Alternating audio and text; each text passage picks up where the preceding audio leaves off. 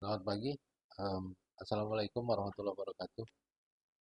Baik Bapak Ibu, teman-teman, karena ini minggu ini harusnya kita masuk sesi ke-14 ya, karena jadinya hanya bisa dengan bentuk recording, jadi saya tukar dengan minggu ini kita masuk ke review.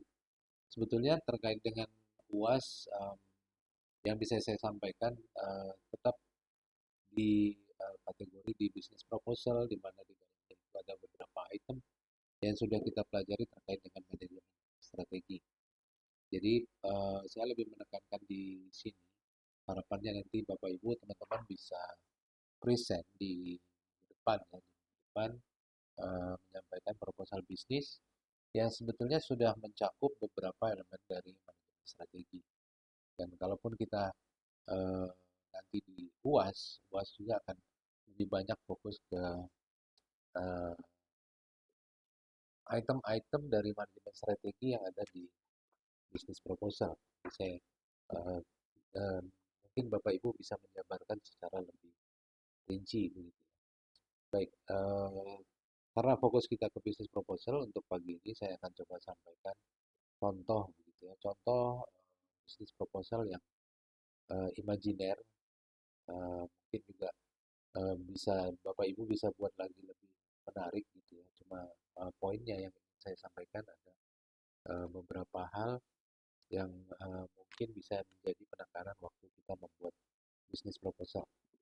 Baik, saya mulai. Kita masuk ke halaman pertama.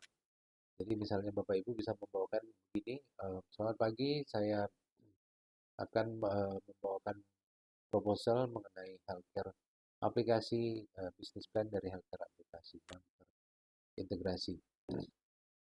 Ini untuk halaman pembukaan.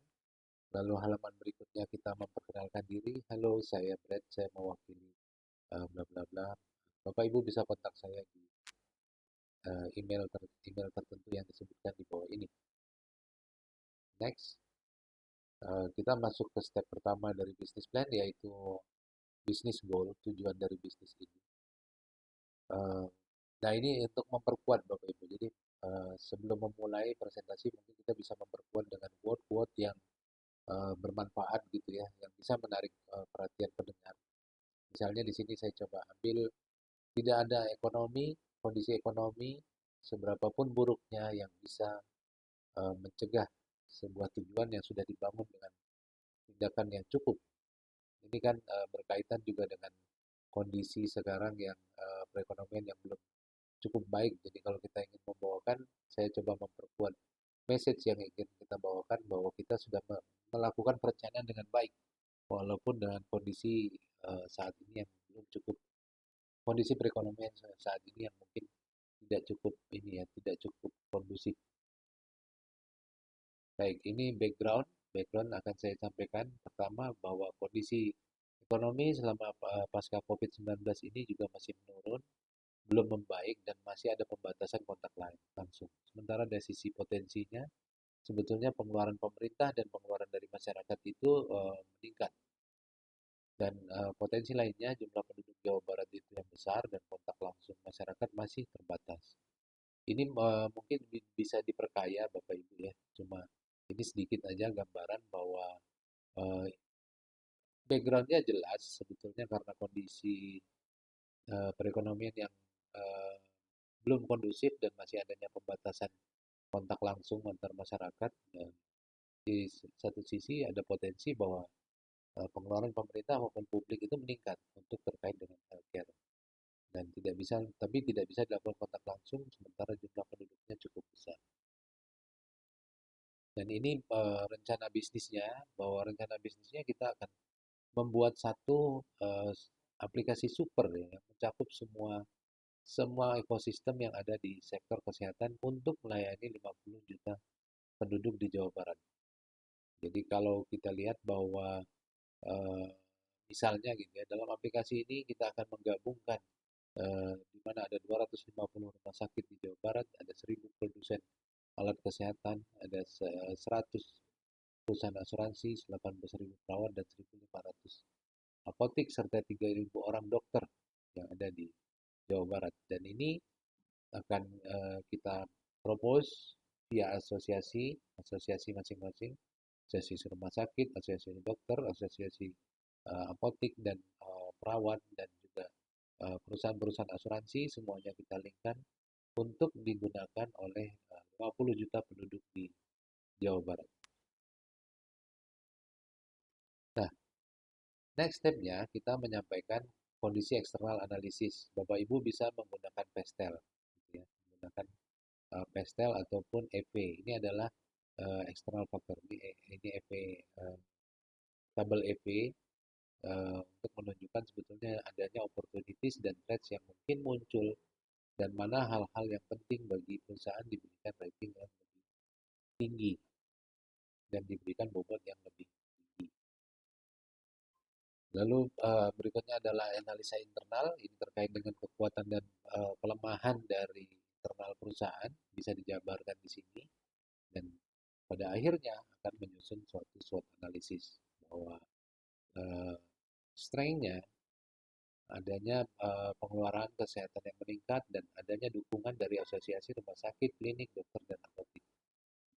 Weakness-nya sendiri asosiasi healthcare ini sendiri belum terpadu dan mungkin SDM kita juga terbatas. Silakan Bapak Ibu elaborasi kira-kira apa yang menjadi strength, weakness, opportunities, dan threat dari usulan bisnis Bapak Ibu. Opportunities-nya di sini disebutkan bahwa tidak ada kontak langsung dengan masyarakat dan ini sebetulnya ada opportunities yang cukup baik gitu untuk sebuah aplikasi. Lalu opportunities-nya juga bahwa konsumen itu biasanya membutuhkan konsultasi dokter langsung, di mana pada apps pesaing biasanya konsultasi itu dokternya sifatnya acak dan kita tidak bisa memilih dokter tertentu gitu. Tapi kalau kita didukung dengan asosiasi, mungkin kita bisa menunjuk dokter tertentu dan dokter ini bisa ditemui diperjanjikan di rumah sakit yang ditunjuk oleh pengguna apps. Dan juga ada kebutuhan healthcare lainnya yang mungkin kita bisa penuhi dengan uh, apps ini. Misalnya antara lain adalah kebutuhan bimbingan untuk training kesehatan atau fitness yang bisa digunakan customer. Dan trennya sebetulnya cukup banyak aplikasi kesehatan existing yang bisa berkembang lebih lanjut. Nah, mungkin semestinya kita menyampaikan juga SWOT matrix gitu ya. SWOT matrix. Jadi di SWOT matrix, di SWOT analisis ini sebetulnya harusnya ada strategi gitu ya. Strategi. Nah, ini Bapak Ibu bisa tambahkan di SWOT matrix itu adanya suatu strategi yang digunakan oleh perusahaan berdasarkan analisa dari SWOT ini. Jadi nanti ada strategi untuk strength dengan opportunities, strength dengan threats, weakness dengan opportunities, dan weakness dengan threats. Dan saya ingin menunjukkan sebetulnya uh, usulan apps ini, walaupun ini ya, ini sifatnya imajiner. Kita mencoba meng-create sesuatu yang bisa menjadi core competence. Core competence itu bisa diuji antara lain misalnya dengan Trio.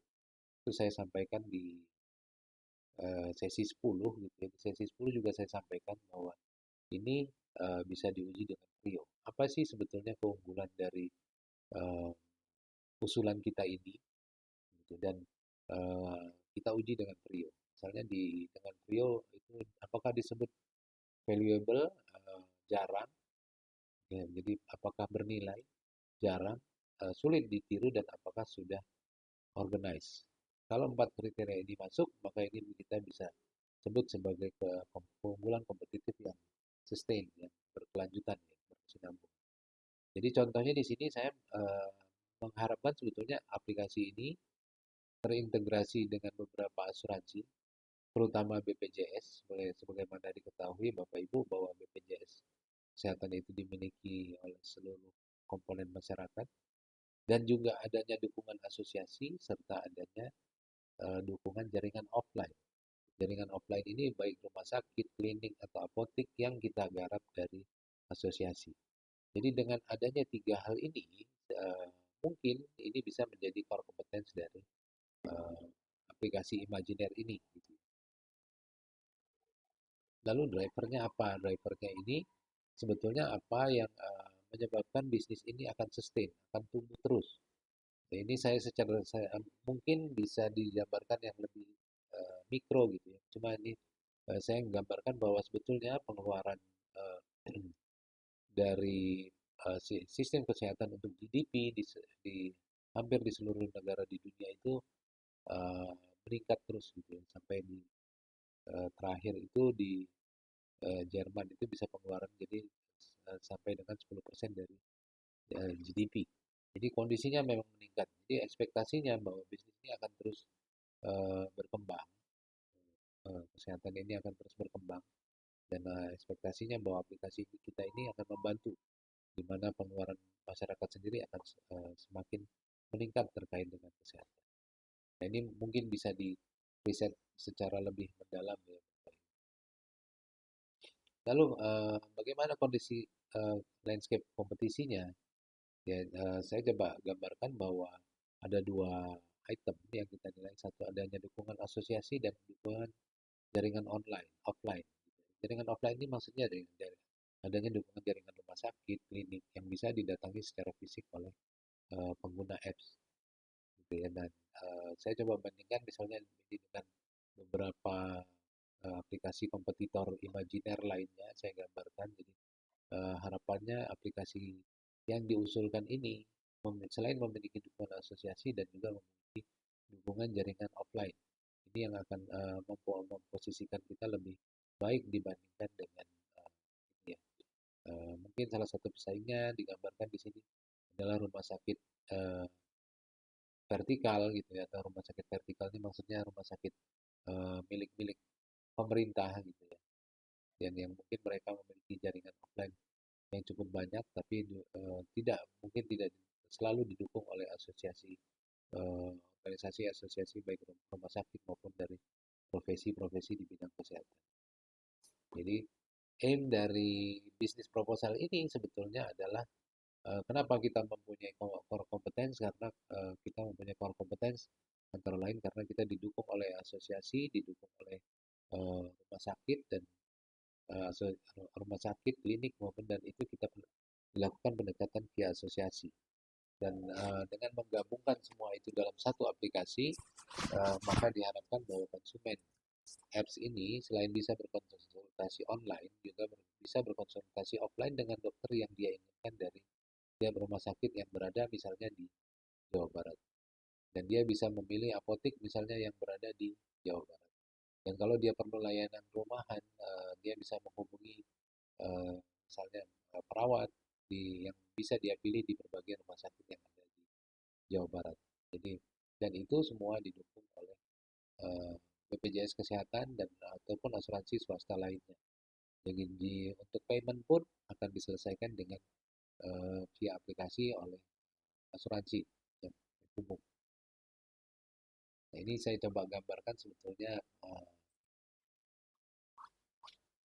kanvas kanvas dari value proposition gitu ya. Jadi saya coba gambarkan bahwa ada beberapa konsumen dari apps ini antara lain perawat, mass market ini terutama masyarakat umum gitu ya, perusahaan asuransi, ada dokter, ada rumah sakit, dan ada apa namanya, farmasi. Mungkin juga Bapak Ibu ini bisa ditambahkan juga salah satu core kompetensinya di sini adalah kebebasan dari konsumen gitu ya untuk berkunjung di berbagai kota di Jawa Barat, dan dia tinggal bisa menunjuk jadi kalau ada kendala masalah kesehatan dalam perjalanan dimanapun, dia bisa menunjuk ke rumah sakit tertentu dan mendapatkan nomor antrian misalnya,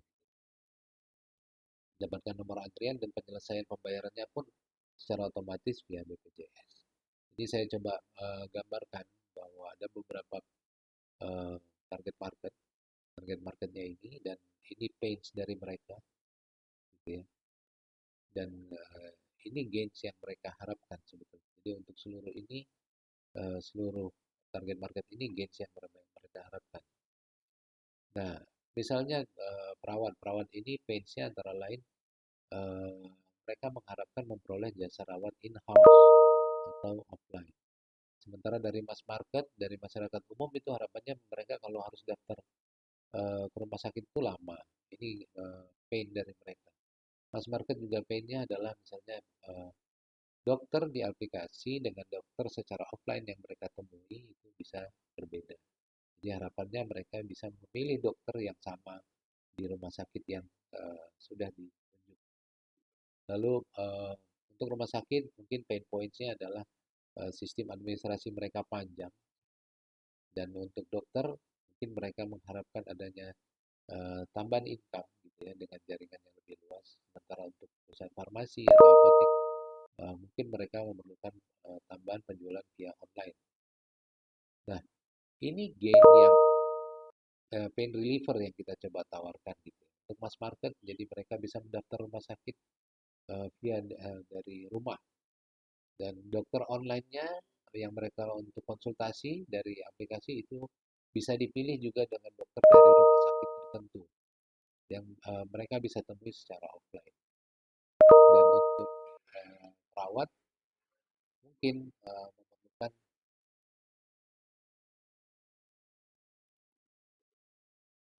maaf ya, untuk perawat misalnya untuk jasa rawat in-house, aplikasi ini bisa menyediakan jasa rawat panggilan kepada perawat yang dibutuhkan gitu ya. Jadi nanti di aplikasi ini akan di-put misalnya kualifikasi dari tiap perawat. Untuk dokter kita menyediakan jasa konsultasi online, dan dokter bisa mendapatkan pendapatan tambahan dari situ. Eh, dan untuk rumah sakit mungkin aplikasi ini akan melingkan dengan sistem yang ada di rumah sakit sehingga proses administrasi akan lebih ringan. Lalu apa gain yang kita tambahkan sebetulnya dari pain points ini? Ada gain yang kita tambahkan yang mungkin akan memberikan nilai lebih gitu. Pertama misalnya adanya free antar jemput untuk pasien manula atau ini. Nah ini mungkin kita, lalu ada free fitness online, ini juga gain yang mungkin tidak diharapkan awalnya oleh target market kita gitu. Tapi kita memberikan ini sebagai tambahan atau gain yang mereka peroleh. Dan ini adalah produk dari aplikasi ini.